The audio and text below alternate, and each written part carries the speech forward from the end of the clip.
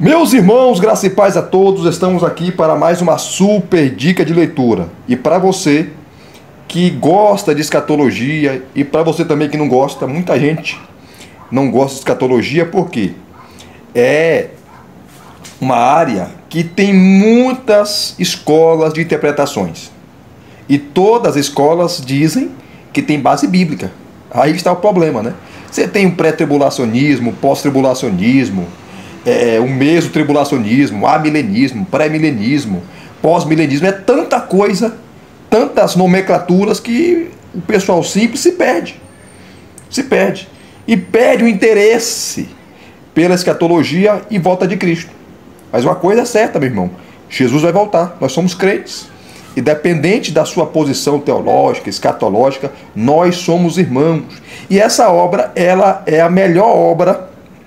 Eu falo porque eu tenho muitas obras de escatologia. Tinha outras, né? Algumas eu vendi, mas eu tenho muitas obras. E essa obra é a melhor. Por que a melhor? Porque de forma didática, o Leonardo Assis, que eu fiz uma live com ele, segunda-feira agora. Segunda-feira, dia 3, eu fiz uma live com ele. Quem não assistiu a live, vai lá e assista, né? Foi ao vivo. Foi uma hora, quase uma hora e meia de live com ele, falando desse livro aqui, que é lançamento dele, acabou de sair, e da outra obra dele, Pré-Milenismo Histórico. Tá? Então nós falamos sobre a obra, sobre o Pré-Milenismo Histórico, a obra dele, que eu tenho aqui também, fiz o review, e sobre essa obra que saiu agora, Escatologia para Todos, escolhendo uma corrente interpretativa sobre os fins dos tempos. Aqui ele vai trabalhar todas as posições escatológicas de uma maneira didática, fácil. Então você, meu irmão, que tem dificuldade, que nunca estudou escatologia, que não conhece, que tem dificuldade com essas nomenclaturas, com os nomes, você vai entender de forma bem didática. Tá? Ele fez questão, aqui ele é neutro. Elias, mas não existe. Aqui a obra, nessa obra ele é neutro, ele não dá a posição dele. Tá? Ele defende a mesma posição que a minha, ele é pré-milenista histórico, mas aqui ele não trabalha a posição dele, ele trabalha todas as posições, tá? No campo escatológico, todas as posições, todas, tá? De forma didática, simples de se compreender, qualquer um vai entender. Qualquer um vai entender. Então a capa maravilhosa, eu gostei muito da capa, que você tem a estátua, né?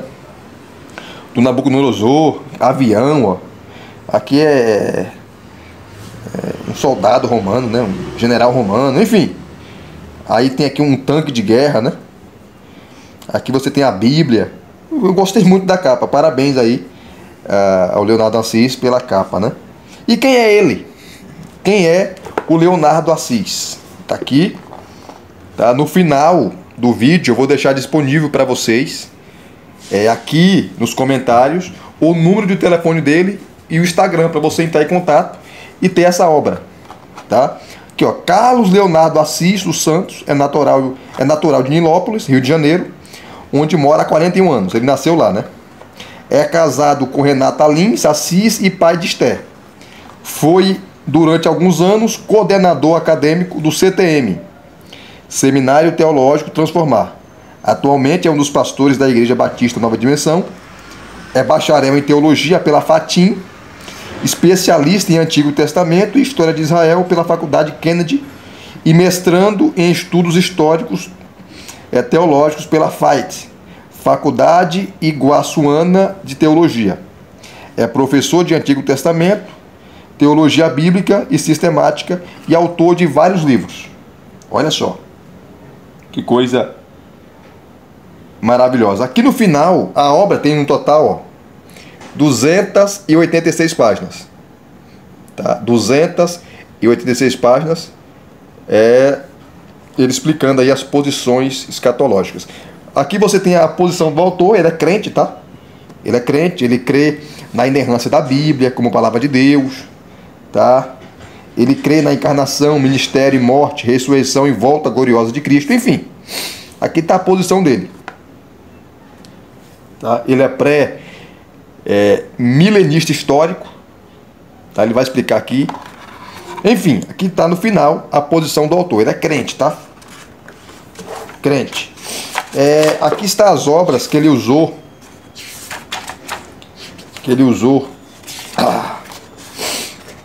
Cadê? Tá aqui as obras. Cadê? Cadê? O cara fez uma pesquisa. A biblioteca dele é gigantesca, né? Aqui, ó, referências e sugestões de leitura. Aí ele coloca aqui, ó, escatologia individual, as obras. Escatologia geral, as obras. Aí vai. Todas essas obras você pode adquirir, tá? Porque a maioria delas foram traduzidas para o português, né? Falo obras de autores que não são brasileiros, tá? Aqui você tem comentários sobre o Apocalipse, né? Muito bom, muito bom. Aqui você tem comentários a milenistas. Isso aqui eu tenho, né? Brado de Vitória, William Hendricks, muitas obras aqui eu tenho. Depois comentários pós-milenistas do Apocalipse, comentário pré-milenistas, enfim, muito bom, muito bom. Vamos aqui, ó, essa obra é indicada pelo Daniel Akin, que é um doutor em Novo Testamento, né, uma pesquisa oportuna sobre a doutrina da escatologia, tá? E aqui você vai ter outros indicando, como o Dr. Alderi Souza Matos, que é o historiador oficial da Igreja Presbiteriana do Brasil. Aqui é o Daniel Akin. John Gondigay, que é um doutor também, especialista em Antigo Testamento. Enfim, uma obra bem recomendada, viu? Bem recomendada. Aqui está o sumário. Você tem um prefácio, a introdução, e a obra é dividida, tá? A obra é dividida em 5 partes. A primeira parte ele vai trabalhar sobre a morte, tá? A morte. Ele vai trabalhar a escatologia individual. Aqui ele vai trabalhar a natureza da morte, os estágios da morte. Que muita gente tem dúvida. Para onde vai o ímpio quando morre? O crente é fácil, né? Vai para o céu, vai para estar com Deus. Mas o ímpio vai para onde? Aqui ele vai falar. Então a relação entre o pecado e a morte, a abolição da morte. É o capítulo 2, o estado intermediário. As perspectivas cristãs sobre o estado intermediário. As heresias relacionadas ao estado intermediário. Aí tem um excurso sobre a imortalidade da alma. A parte 2, escatologia geral. Capítulo 3, a segunda vinda de Cristo. Ele vai trabalhar sobre a natureza da segunda vinda, as palavras acerca da segunda vinda, os sinais da segunda vinda, o propósito da segunda vinda, os acompanhantes de Cristo na segunda vinda. Capítulo 4, a ressurreição. A ressurreição no Antigo Testamento, a ressurreição no Novo Testamento. Meu Deus, vou correr aqui. Capítulo 5. Juízo final. As perspectivas cristãs sobre o juízo final, as heresias relacionadas ao juízo final, quem será julgado? Tribunal do Pai ou do Filho? Capítulo 6. O estado eterno. O estado eterno, novo céu e nova terra. O inferno.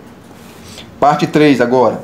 Correntes tribulacionistas. Quais são as principais correntes de interpretação que envolvem a escatologia? O pré-tribulacionismo, que é muito mais conhecido, né? Os principais argumentos do pré-tribulacionismo, como surgiu o pré-tribulacionismo, a história, né? Capítulo 8, o meso-tribulacionismo, que entende que Cristo virá no meio da grande tribulação. Meso ou mid-tribulacionista, é a mesma coisa. Aí você tem os principais argumentos e como surgiu o meso-tribulacionismo. 9, pós-tribulacionismo. Os principais argumentos do pós-tribulacionismo e como surgiu o pós-tribulacionismo. Parte 4. Correntes milenaristas, ou correntes em relação ao milênio. Ele traz primeiro aqui o pré-milenismo histórico, que é o mais antigo de todos, tá? Os principais argumentos, e como surgiu o pré-milenismo histórico. Capítulo 11, o amilenismo. Os principais argumentos e como surgiu o amilenismo. Então veja, ele vai explicando de forma fácil, vou mostrar para vocês daqui a pouco. E o penúltimo, pós-milenismo, né? os principais argumentos do pós-milenismo e como surgiu essa corrente. Capítulo 13, o pré-milenismo dispensacionalista. Aí você tem os principais argumentos dessa corrente e dois discursos. Discurso 1, fundamentalismo e dispensacionalismo, uma relação de interdependência. Discurso 2, aliancismo e dispensacionalismo. Parte 5, que é a última agora. Escolhendo uma corrente interpretativa. Capítulo 14, os métodos de interpretação do Apocalipse. Você tem o futurismo extremo, que é essa posição pré-tribulacionista, tá? Que eu já fui pré-tribulacionista, não sou mais, tá? E respeito aqueles que são. Preterismo, futurismo moderado, historicismo, idealismo, ecletismo. Ele vai explicar uma por uma aqui. Capítulo 15, as mesclas interpretativas. O pré-milenista histórico, historicista, tem isso também. Aquele que defende o pré-milenismo, tá? E é historicista, ele vai explicar aqui em detalhes, né? Então, tem as nomenclaturas que são, uma vez, para alguns, complicadas, mas ele vai explicar o que é. O pré-milenista histórico preterista, o amilenista idealista, o amilenista preterista e o pós-milenista preterista. O que é isso? Ele vai explicar aqui. Aí no final ele tem os apêndices, né? São 3 apêndices, que é as diferentes interpretações sobre a promessa de Deus a Abraão. O apêndice 2, as diferentes interpretações sobre as 70 semanas de Daniel. Daniel capítulo 9, do 24 ao 27. E o último apêndice, ele vai trazer, tá, a teologia contemporânea. O que vários estudiosos aí do século passado, século XX, falaram sobre a escatologia. Então você tem as escatologias de Ritz, Harnack, Weiss e Schweitzer. Aqui é mais para erudito, tá? Então ele deixa por final, ele foi esperto. A escatologia realizada de C.H. Dodd, que foi um doutor em Novo Testamento. A escatologia cristológica de Karl Barth. A escatologia existencial de Rudolf Bultmann. A escatologia da esperança de Jürgen Moltmann. E a escatologia inaugurada de Voss, Kamen e Led. Aí você tem um pós-fácil e referências e sugestões de leitura. Então, todos os capítulos são preciosos, né? Vamos pegar um aqui. Deixa eu pegar um aqui. Todos os capítulos são preciosos, mas um aqui eu fiquei muito interessado, né? Que é esse aqui, ó. As mesclas interpretativas, que é a parte 5, a última parte. Que ninguém fala sobre isso, né? Por isso que esse livro é singular, que você não vai encontrar livros, ou um livro que fale de maneira clara, didática, sobre todas essas correntes de interpretação. Eu não conheço. Não tem. Deixa eu pegar aqui. Aqui, ó. É a parte 5, né? Capítulo 15. As mesclas interpretativas. Vamos lá. Ó, ele vai dar aqui um quadro, exemplos das mesclas pioneiras. O pré-milenismo histórico. O que é isso, Elias? Entende que Cristo volta uma única vez. Então, todo pré-milenista histórico defende o pós-tribulacionismo. O que é isso? Que a igreja passa a grande tribulação. Então, no final, Cristo volta, arrebata a igreja, o encontra nos ares, e ele já volta com a igreja para julgar as nações e estabelecer o milênio. Tá? O milênio literal de 1000 anos. Então tá aqui, ó. Começou mesclando com futurismo moderado. Depois o amilenismo. Começou mesclando com futurismo moderado. O pós-milenismo. Começou mesclando com historicismo. E o pré-milenismo dispensacionalista, que é pré-tribulacionista, que entende que a igreja não passa a grande tribulação, não passa, tá? A igreja é arrebatada antes. E o pré-milenismo dispensacionalista ensina que Cristo virá em 2 fases. A primeira fase ele vem com a igreja, e a segunda fase, ou melhor, a primeira fase ele vem para a igreja, arrebata a igreja. Aí acontece a grande tribulação, que são 7 anos. No final dos 7 anos, Cristo vem com a igreja para salvar Israel na batalha do Armagedon, salva Israel, julga as nações e estabelece o milênio. Então é diferente, né? Diferente. Aqui, ó, desde sempre é mesclado com futurismo extremo. Por que futurismo extremo? Porque eles entendem, e eu já defendi isso, né? Hoje não mais, que do capítulo 4 até o capítulo 22 do Apocalipse é tudo futuro. Passado é só o capítulo 1, 2 e 3, mas do capítulo 4 até o capítulo 22 do Apocalipse é tudo futuro. Tá? Tudo futuro. Por isso que é chamado de futurismo extremo. Aí vem, ó. Agora exporemos essas modificações para que o leitor atento tenha uma visão mais clara sobre as possibilidades interpretativas dos livros proféticos e monte o quebra-cabeça. Então, de maneira didática, ele vai falar uma por uma. Primeiro, o pré-milenista histórico-historicista. A posição historicista ensina que os eventos do Apocalipse vão acontecendo no decorrer da história. Então, o livro é como se fosse uma bússola da história. Todos aqueles eventos narrados em Apocalipse vão se desencadeando no decorrer da história. Tá? Aí ele vai analisar aqui para vocês. Eu não vou ler por causa do tempo, tá? Para mostrar mais coisas. Aqui ele cita, né, Joaquim de Fiore e a transição para o historicismo. Essa visão começou a mudar durante a Idade Média com a influência de Joaquim de Fiore, um teólogo e monge italiano cujas ideias moldaram a interpretação escatológica dos séculos seguintes. O abade de Fiore propôs uma visão da história dividida em 3 eras: a do Pai, que é o período do Antigo Testamento, a do Filho, o período iniciado com Cristo, e a do Espírito Santo, uma era futura de paz e justiça. Para Joaquim, essa última seria marcada pela chegada de um tempo de renovação espiritual que precederia o juízo final. Ele viu os eventos descritos no Apocalipse como alegorias para períodos históricos e não apenas como profecias futuras. Então, a ideia da posição historicista é essa: os eventos narrados em Apocalipse, que são narrados por símbolos, visões, revelações, alegoria, vão acontecendo no decorrer da história. Tá? Sua abordagem foi inovadora porque interpretava as escrituras de forma progressiva, enxergando os cumprimentos proféticos como eventos que se realizavam ao longo da história. Por isso a posição historicista, né?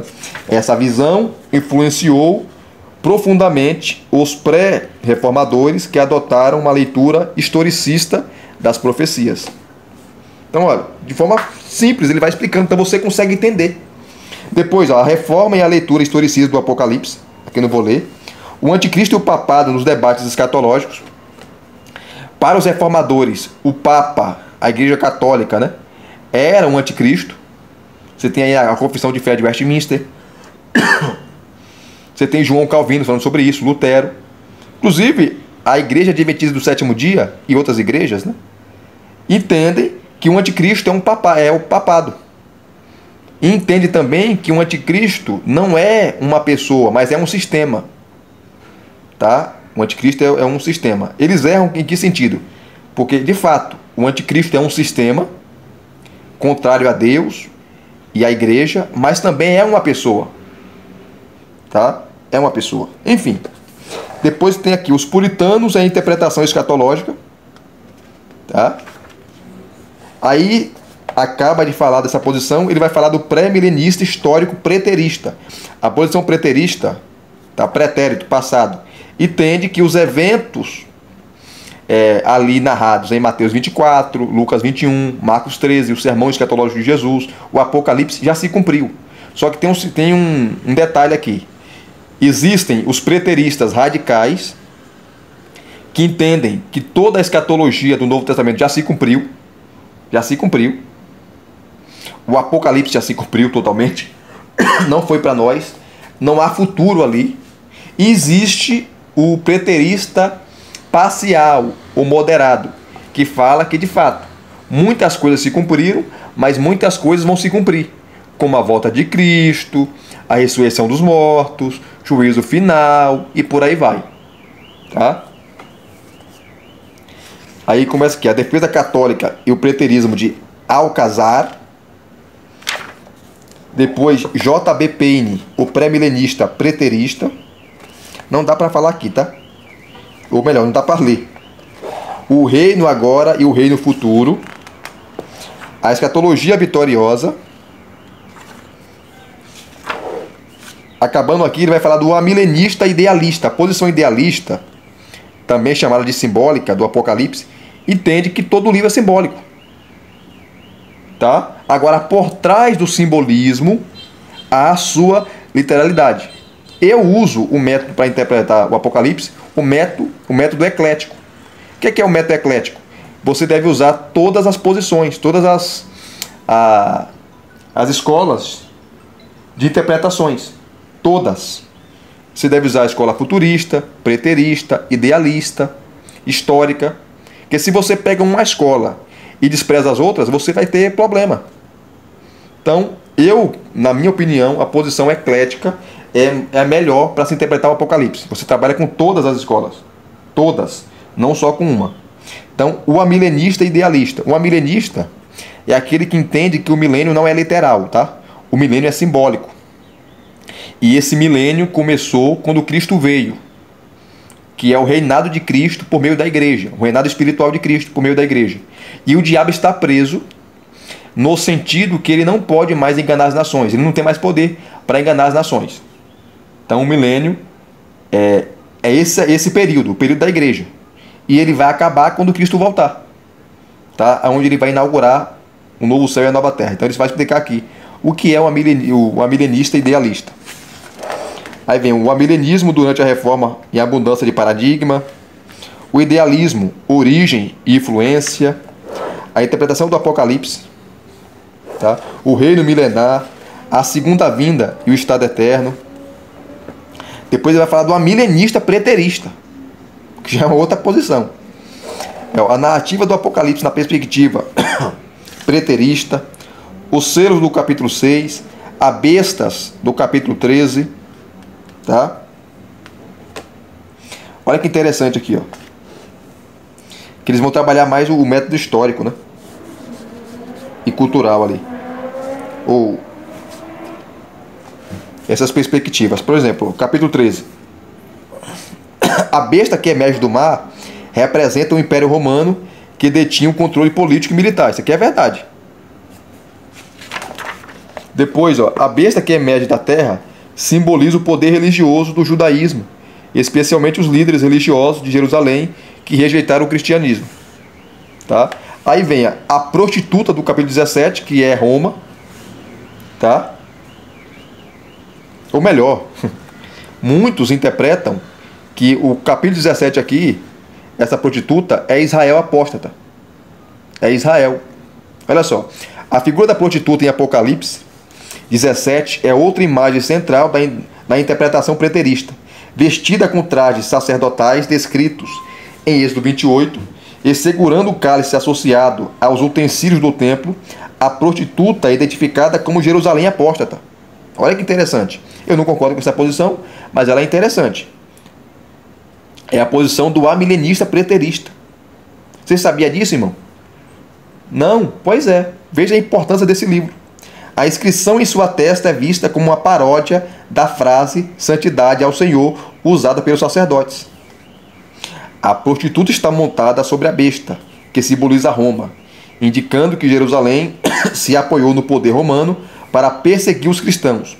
Contudo, a besta eventualmente se volta contra a prostituta e a destrói, uma referência à destruição de Jerusalém pelas forças romanas no ano 70 depois de Cristo. Aí vem a natureza do reino milenar, aguardando a segunda vinda, tá? Interessante. Depois ele vai falar do pós-milenista preterista. Meu Deus do céu. E vai explicar em detalhes o que é isso. O pós-milenismo é a interpretação preterista, o reino de Cristo e o progresso do Evangelho, o trabalho da igreja e a vitória do Evangelho, tá? Aí vem os apêndices. Apêndice 1. As diferentes interpretações sobre a promessa de Deus a Abraão.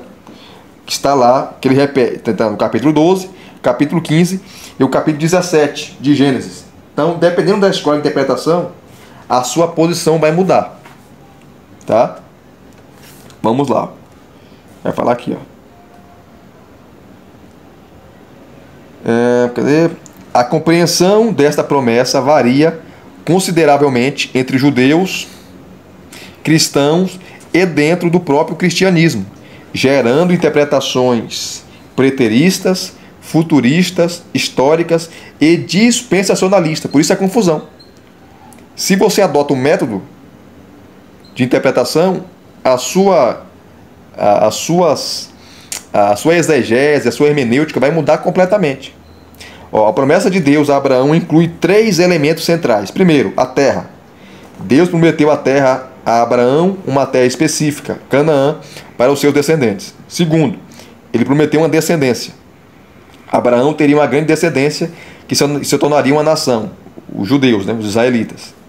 Depois, bênção para as nações. Deus abençoaria todas as nações da terra por meio da descendência de Abraão, Israel.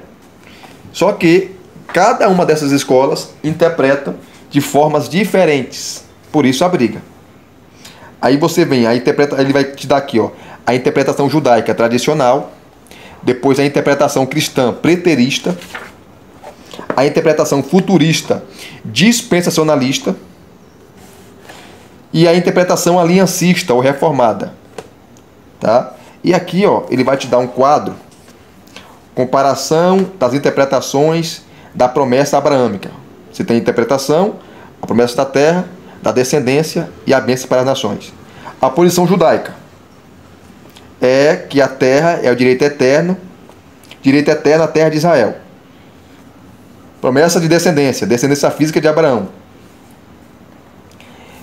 Bênção para as nações, papel de Israel como luz para as nações.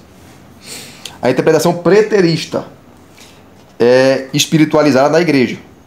Essa promessa da terra não é uma terra agora física, mas a terra agora é espiritual, né? Que envolve aí Canaã celestial, Jerusalém eterna e por aí vai. A promessa de descendência cumprida em Cristo e na igreja. E a bênção para as nações é realizada através do Evangelho. A posição dispensacionalista já é diferente. Essa promessa da terra é literal e futura para Israel. Promessa de descendência. Israel e a igreja têm promessas distintas. Tá? Há um plano para Israel e outro plano para a igreja. Segundo a posição dispensacionalista. E a bênção para as nações é Israel abençoará as nações durante o milênio. Veja que a interpretação é diferente. E a interpretação aliancista clássica, tá? A promessa da terra é espiritualizada na nova criação. A promessa de descendência é a herança espiritual dos cristãos. E a bênção para as nações são cumpridas na igreja como Israel espiritual.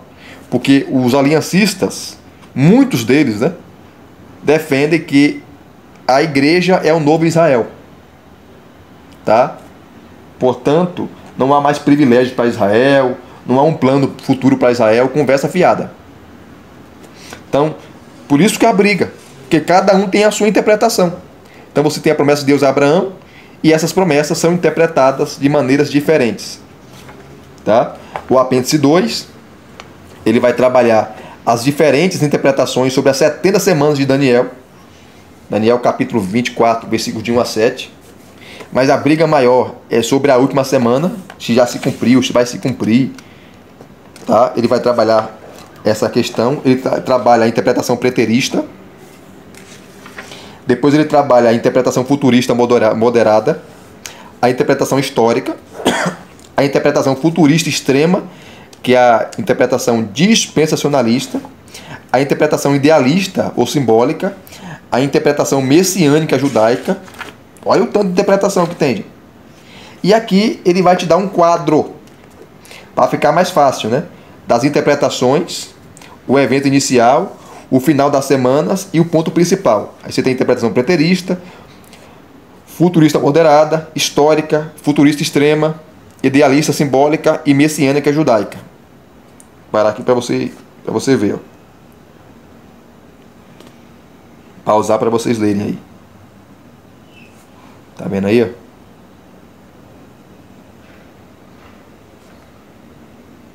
E ele termina com o apêndice 3, Teologia Contemporânea e a Escatologia, que os principais eruditos aí do século XX falou sobre essa questão. Então, ó, vou parar por aqui. Se vocês querem o segundo vídeo, deixa aqui nos seus comentários. Ô Elias, eu quero o segundo vídeo. Se vocês não comentarem, eu não vou fazer o segundo vídeo. Só vou fazer o segundo vídeo se vocês falarem aqui. Queremos o segundo vídeo. Vou deixar o contato do Leonardo Assis nos comentários e também o Instagram dele, tá bom?